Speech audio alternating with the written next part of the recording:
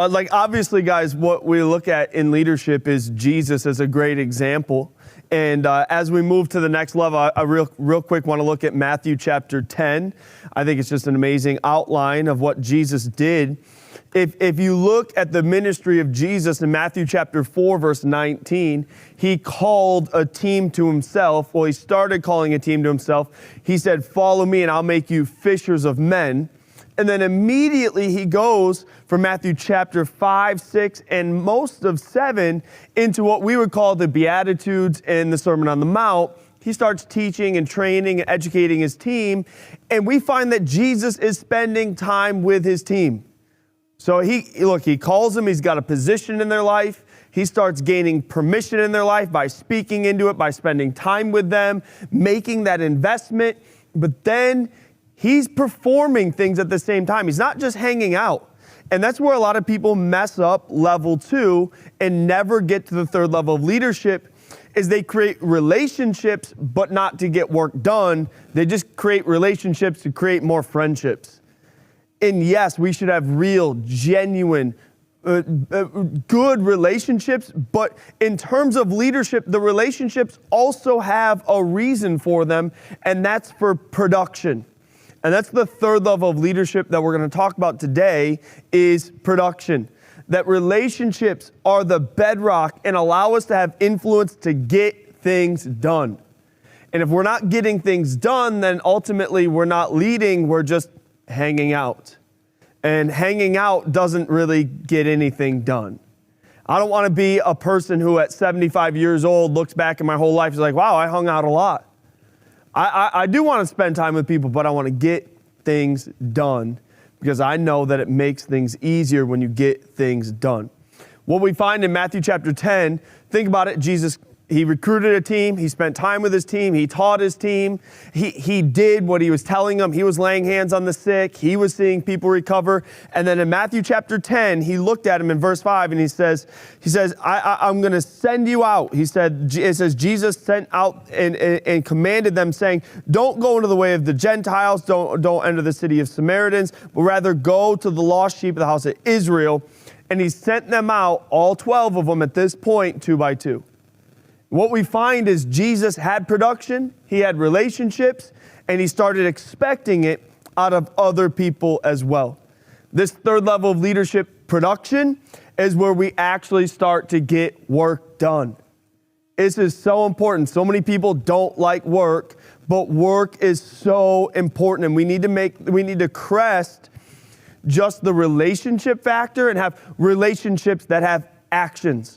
Imagine if NFL teams, all they did is they went and they hung out at the facility all day long and built great relationships, playing ping pong and putting up TikToks and doing whatever else they do in the locker room, but they never got any work done. That coming Sunday, they are going to get destroyed by the team they're going against.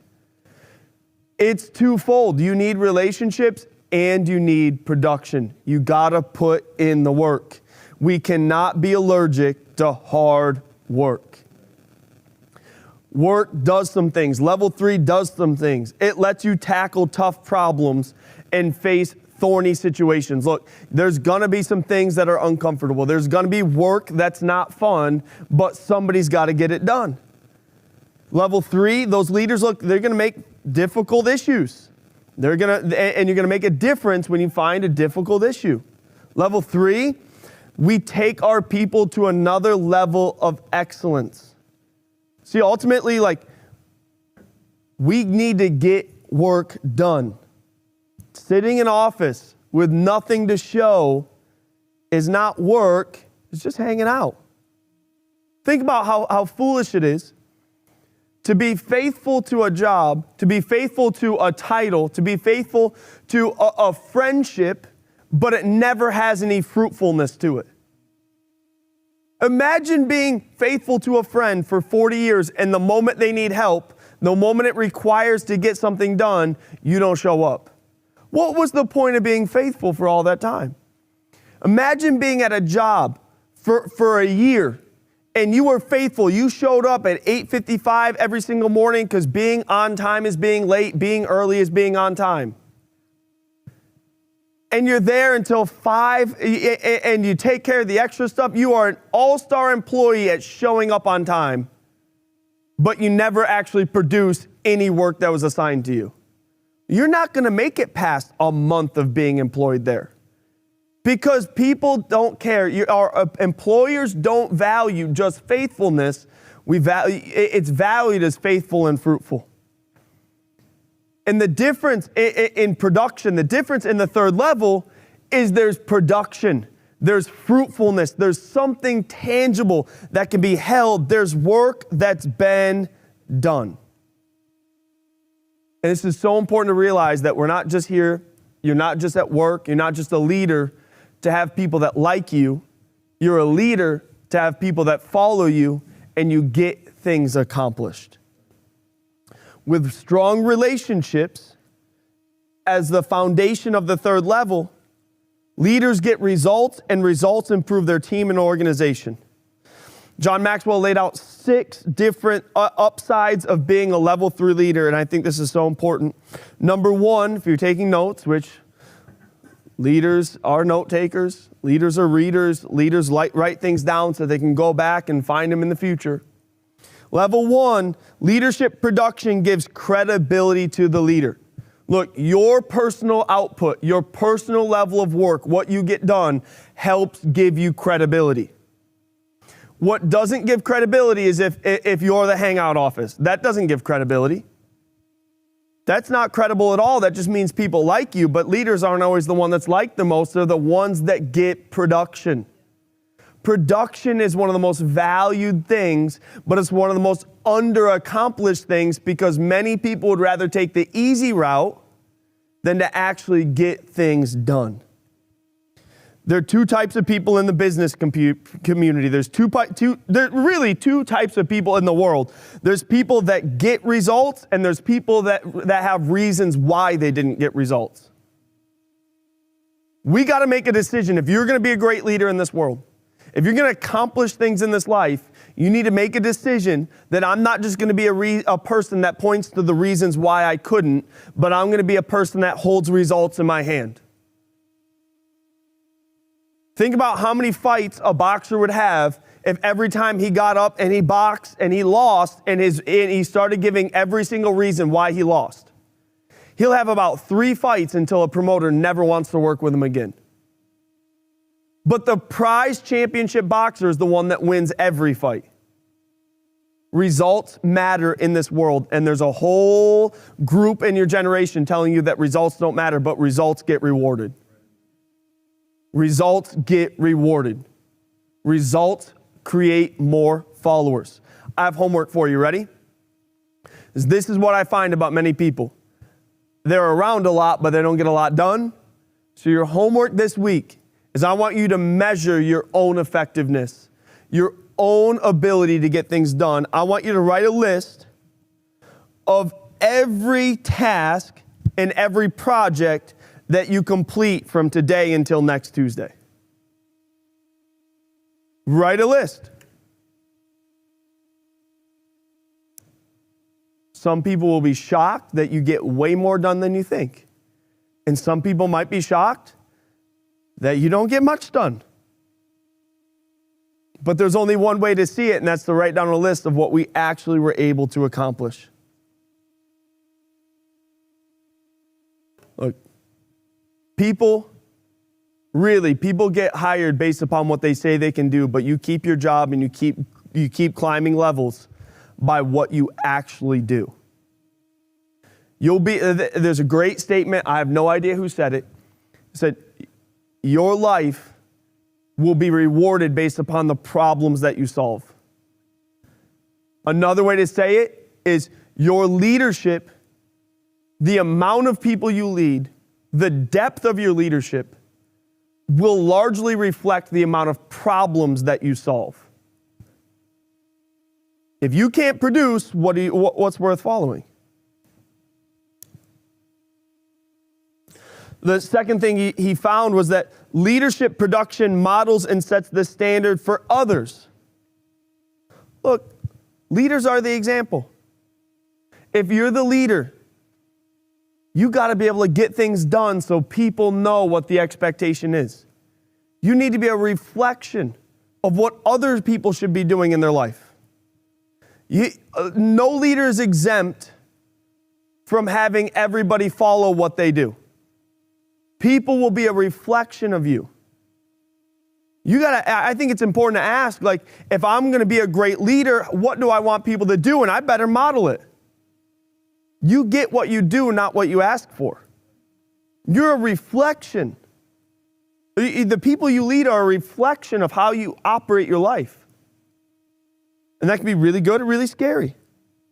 And I think we get to make a decision, too, of I'm not going to follow somebody who talks the talk but can't walk the walk. There needs to be a decision, in who we follow of, wow, they're a great relationship person, but they don't get anything done. I'm not going to follow them because that's where their leadership ends, is just entertainment. And we're not talking about friendships here. We're talking about leadership. I don't want a leader who can only entertain me. I want a leader who can get things done. And then the other side of that coin is simple.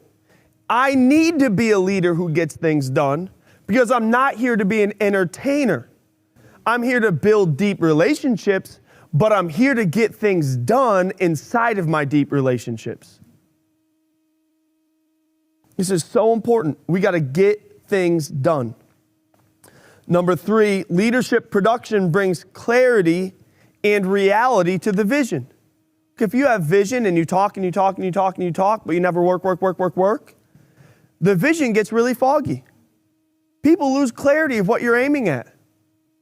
But when you start to see production of what you've spoken about, when people realize, man, the person that's driving this ship is going to get us here, it brings clarity to what you're aiming at. Not only clarity, but it brings momentum, it brings passion, it brings excitement. It leads into something that we would call momentum, which is number 4. Leadership production causes momentum. Look, when you have clarity, when you have production, it causes momentum. And inside of momentum, we got to realize some people, they take momentum. They don't help it, they just take from it. They're the person that's riding the brakes. Don't be a taker in terms of momentum. Be a producer. Some people, they just take. Other people, they don't just take, they destroy it. They break momentum. Because they just don't care. They're selfish. They're focused on self.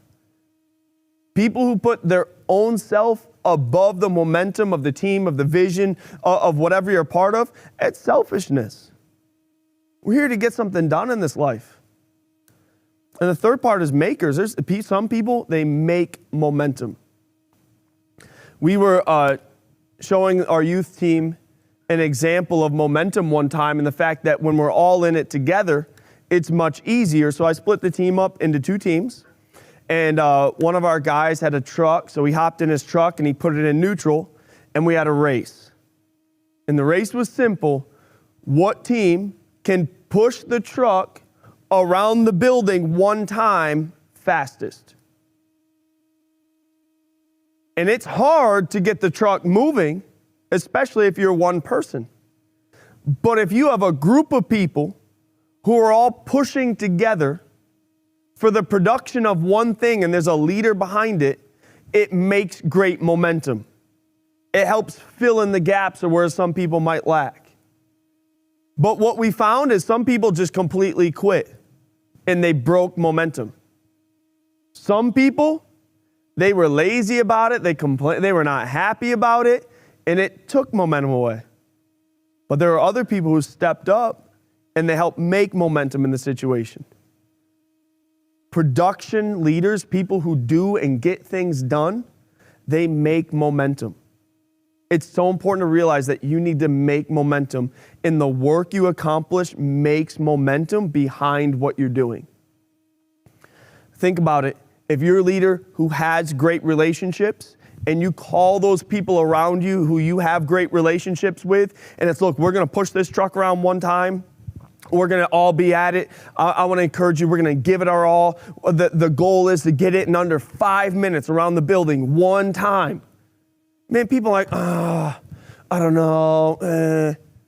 They get excited about it. You start making momentum. You say, look, I might not have done this before, but I know that together we can accomplish this. I know we've accomplished some things in the past that looked impossible, but we're going to make this happen. You start making some momentum. You get some buy-in because of pointing to the past production, gearing on those relationships. You start to make some movement.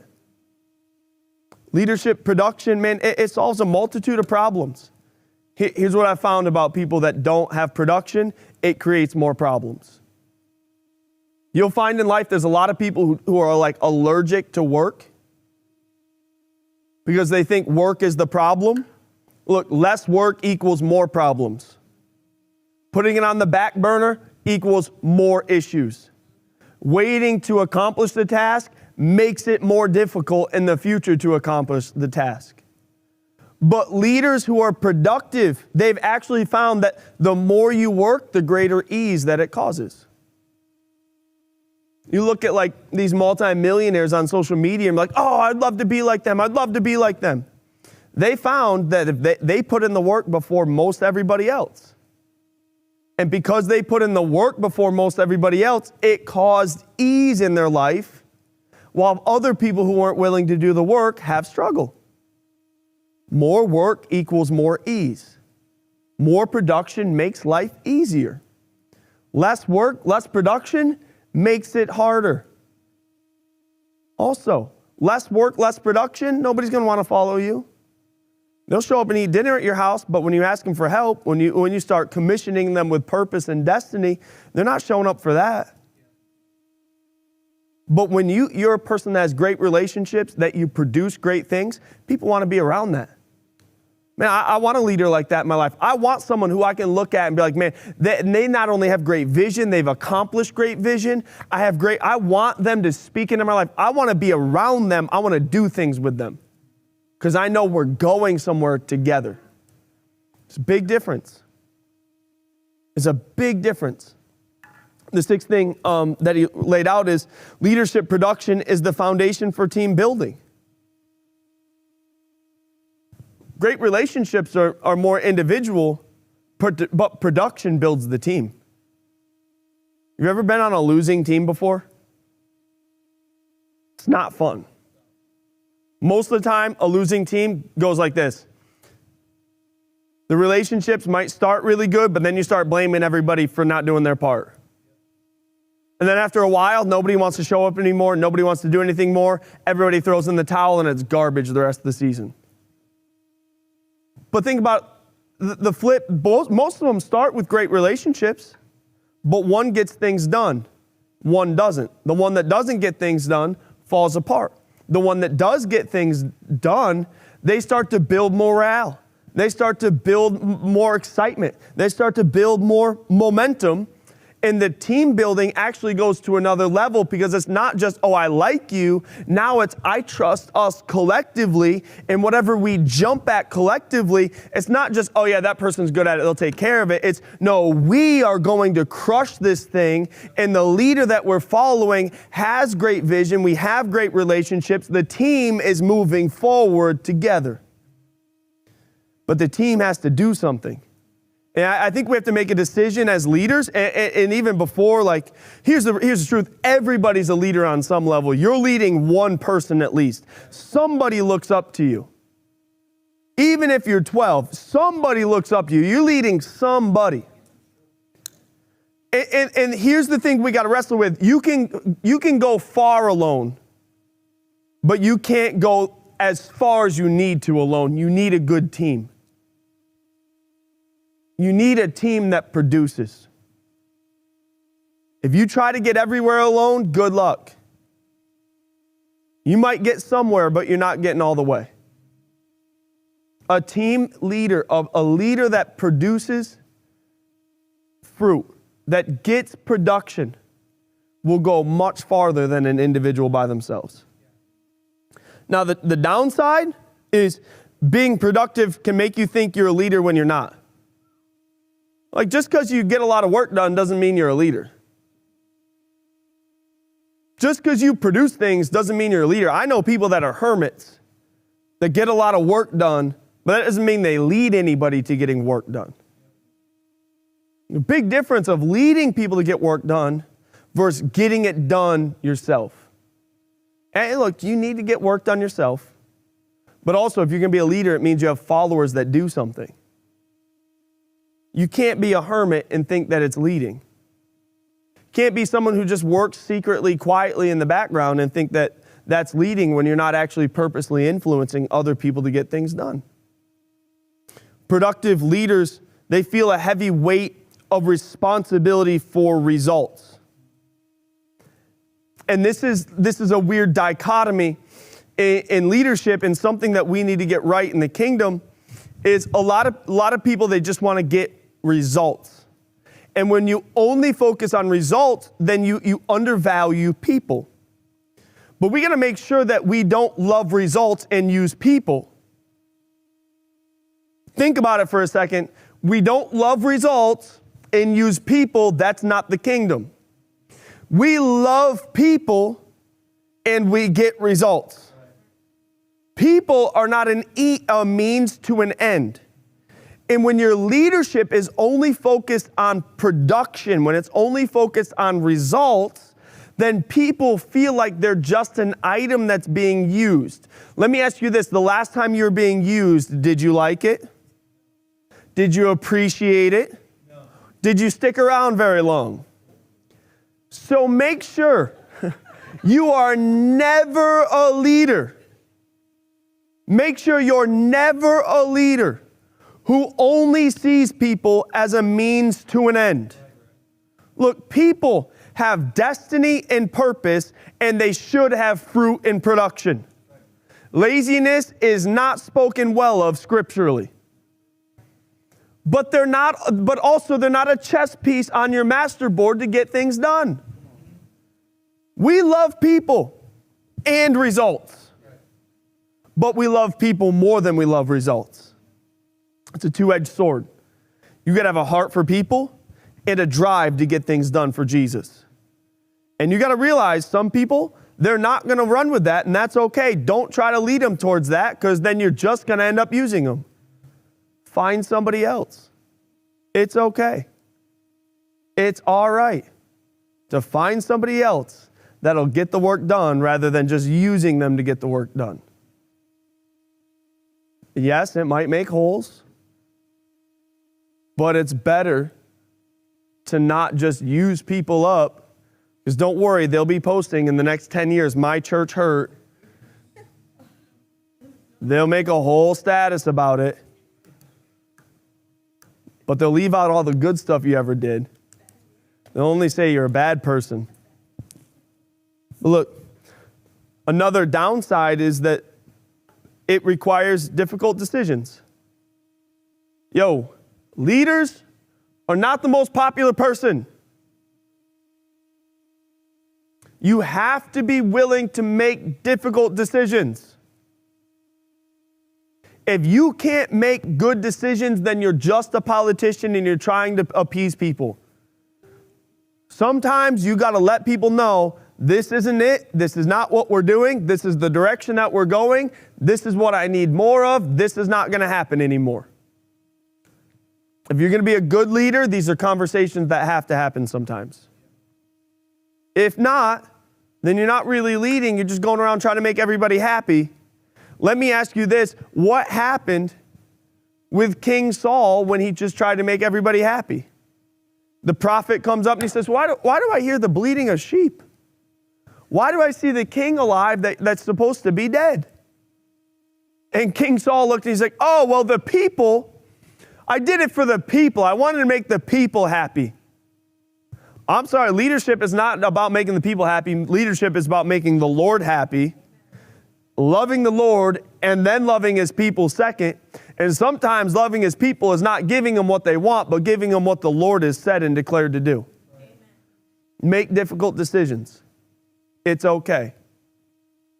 Because you'll find if you have great relationships with people, even though they might disagree with your decision, they'll still run with you because they believe in you and they trust you. Don't be scared if someone's going to leave you. Jeremiah chapter 17. Let's look it up real quick. This is a great verse for everybody to get right now.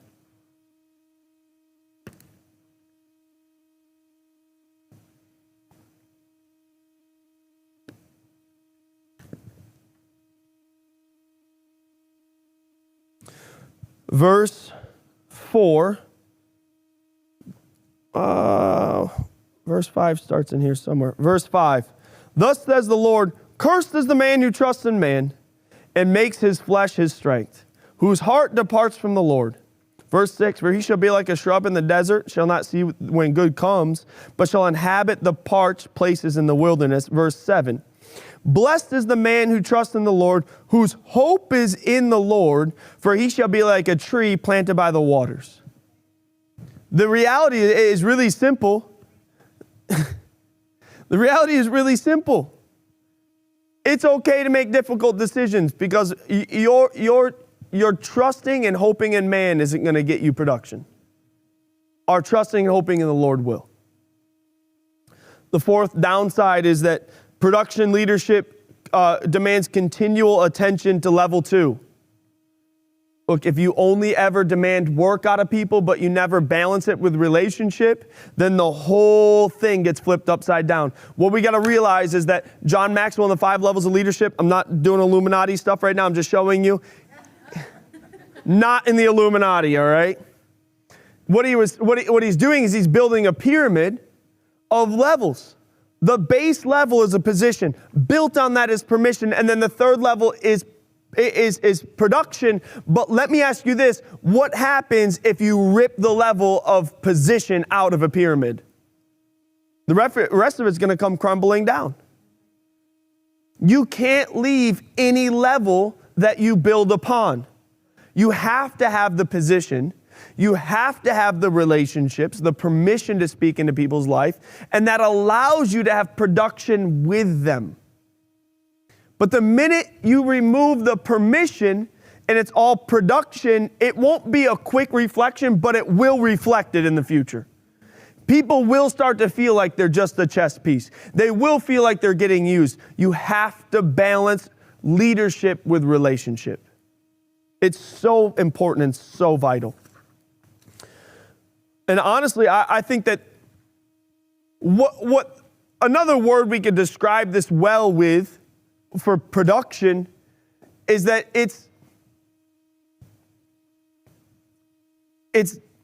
oh man, what's the word I'm looking for? It's being a good delegator. That was an easy word. I don't know. Very easy word. And this is honestly one of the hardest shifts I've seen people try to make, is going from being a doer to a delegator. Most people fail at shifting from being a doer to a delegator.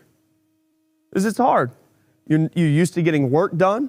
It's frustrating because you know how to do this work and you give it to somebody else and then they don't know how to do this work.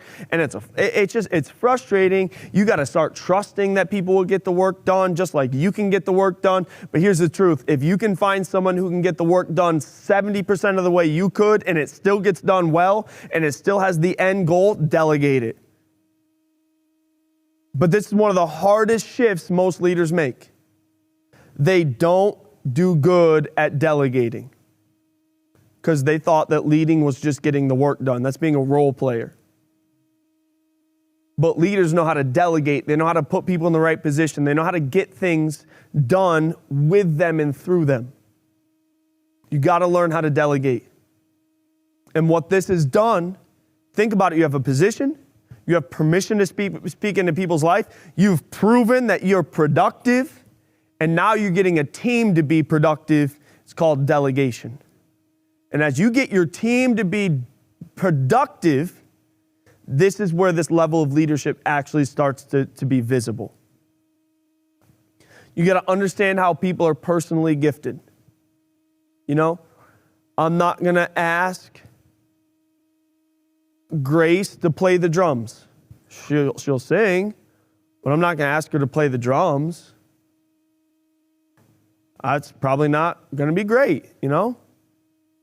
I'm not going to ask Brendan to start jumping on Photoshop today and producing some graphics. I don't think he knows much about Photoshop. That's okay. They both have skills that if you're a good leader and you have a relationship with people, you can assign things so that you can have production through them. Another good behavior to get production out of people is you need to cast vision for what has to be accomplished. Look, here's the expectation at the end. Here's what I would like done. Here's the system I would like you to use. Here's the result that we're looking for. I think where a lot of people screw themselves up is they want the whole middle ground to look exactly like they were going to do it. But if you're going to make people do that, you might as well just done it yourself. People are going to have different ways to get things accomplished, and that's okay. Be okay with it. As long as it's legal, it's okay. As long as it's legal and it's moral, let them do it. If it's legal, moral, and repeatable, let them do it their way. It's not going to hurt anything if they do it differently than you. Actually, they'll probably show you how to get things done better. That's okay. Another good behavior is begin to develop people into a team. Remember pushing that truck? We're developing people into a team. We're getting things done together. The team is getting things done. I think baseball is such an interesting thing because ultimately they play their own position. They bat every single time on their own. Much of what happens is not teamwork, but they're a team. There's teamwork required, but much of it is individual. As opposed to football where it's absolutely important that this person does this 20 yards away so that person can do that. They're still teams. They still require each other. We're going to make sure we're building into a team. If you're going to be a level 3 leader, you got to prioritize things that actually get production. Stop doing stupid things that don't produce any good results. If it just wastes a lot of time and has no great results, why are you wasting all the time? Get things done. Measure things. If it's not worth doing again, don't do it again. If it's not getting more souls, if it's not building greater relationships, if you're in business, if it's not having a greater yield, if it's not building your relationships, if it's not doing these things, stop doing them. Just because you've done them for 50 years doesn't mean you should keep doing them now. It's okay to cut and kill things that don't have production value. Cut them and kill them. Move on. Find a better way to do it. Find a different way to do it. If it's not working, kill it. Be willing to change. And never lose sight. If you're going to be a delegator, you're going to have production on level 3, you can't lose sight that results are your goal. Man, what are the results? That's the goal. The goal is not just to have a big team that does nothing. A lot of people got a title that doesn't reflect actually what they do.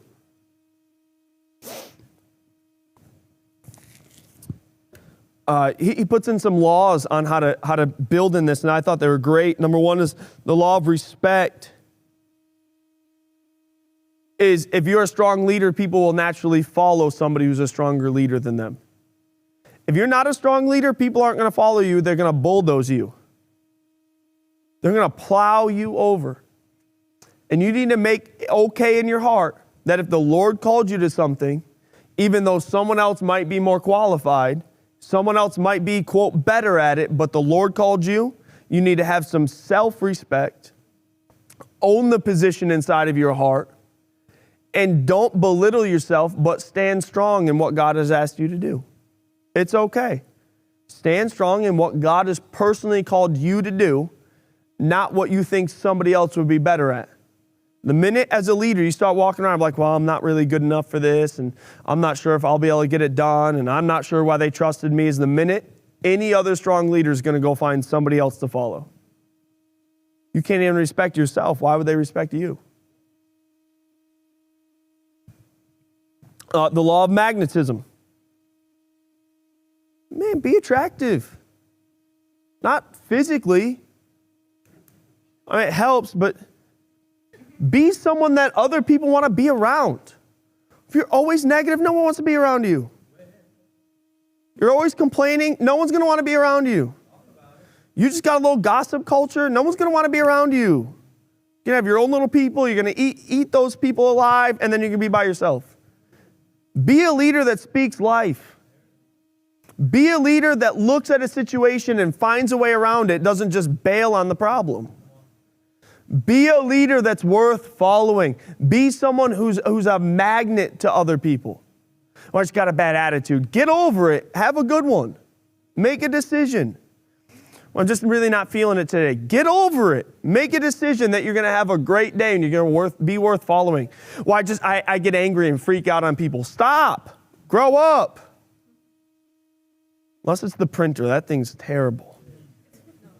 I hate that thing. I'm working on it. I've got to make a decision today.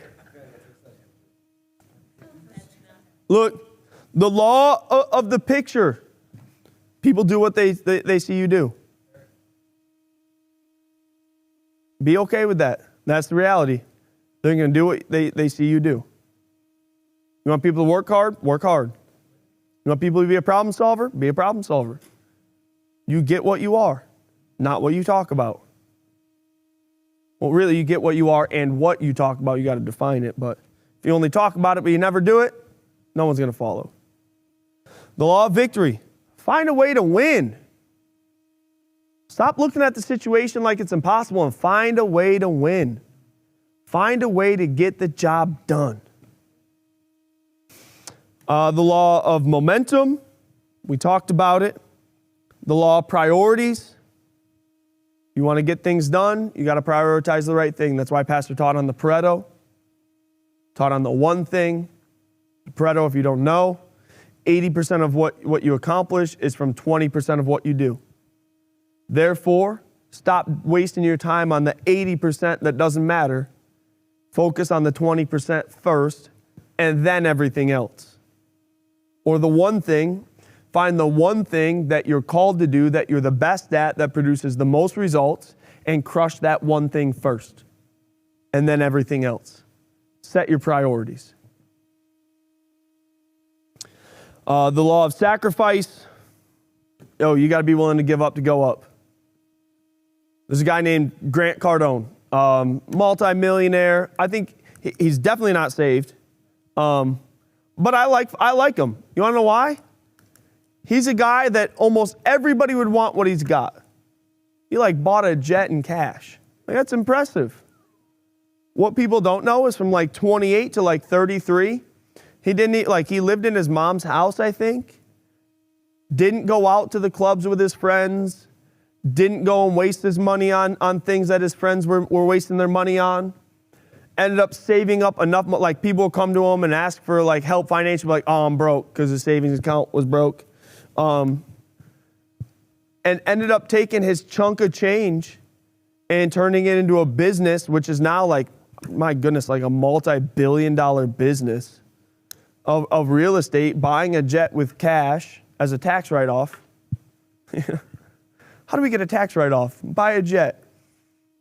But he sacrificed for those 5 to 7 years to get where other people wouldn't sacrifice.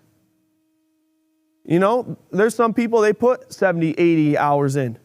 I sat with he's probably retired by now, but I sat with the vice president of Corning Credit Union for one of my college papers for business. That man worked in the daytime as a teller. He got hired as a full-time teller in the day, which is entry-level position. And he went to night school to go all the way up and get his master's for 12 years. So every day he worked, and then he went to school at night, ended up getting his master's, and put in the hours to eventually become the vice president of the company that he started as a teller at. We love talking about those success stories, but most people don't love the work.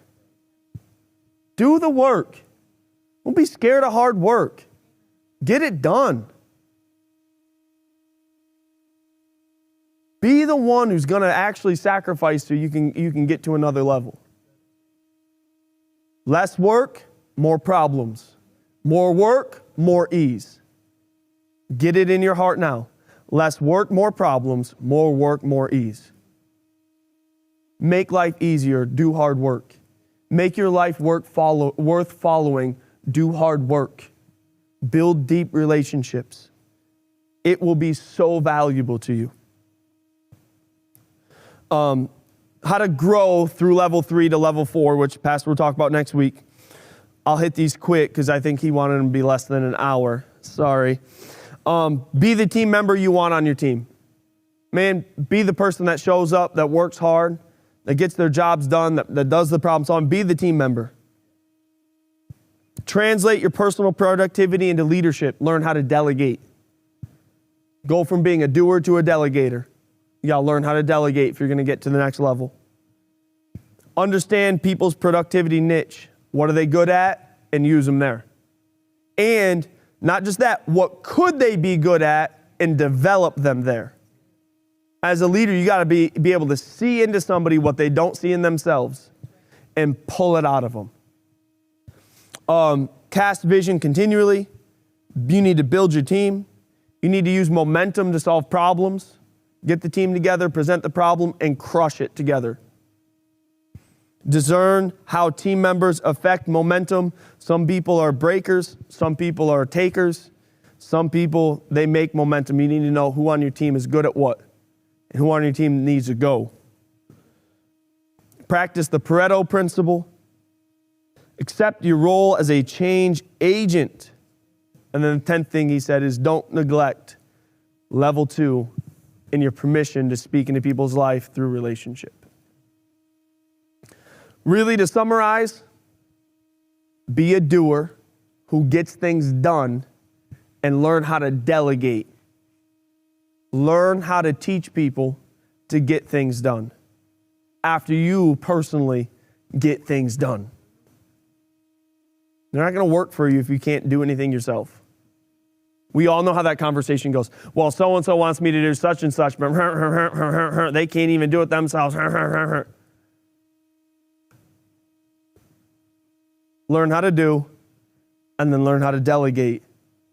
And you'll see crazy momentum, crazy production, and people will want to follow you. Sound good? Does anybody have any questions? Pastor Tim. Do you have examples of how to build people into a team?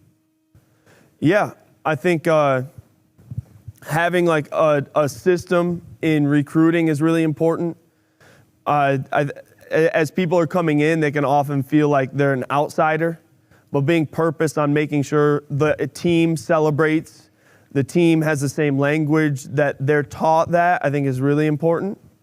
That's why like most businesses have an onboarding program for when someone else, a new person gets hired. That way they feel acquainted with the culture. They feel like they are on the team, not like a new guy. I think another way is purposely do team things. So like some of our youth meetings, it's not just me talking, but it will start off with some sort of team thing where they have to work together to trust each other.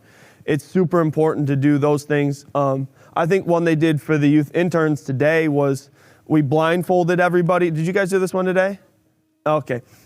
It's one that we will do and one we've done in the past where you blindfold everybody, you hand them a rope, say, all right, form a perfect square.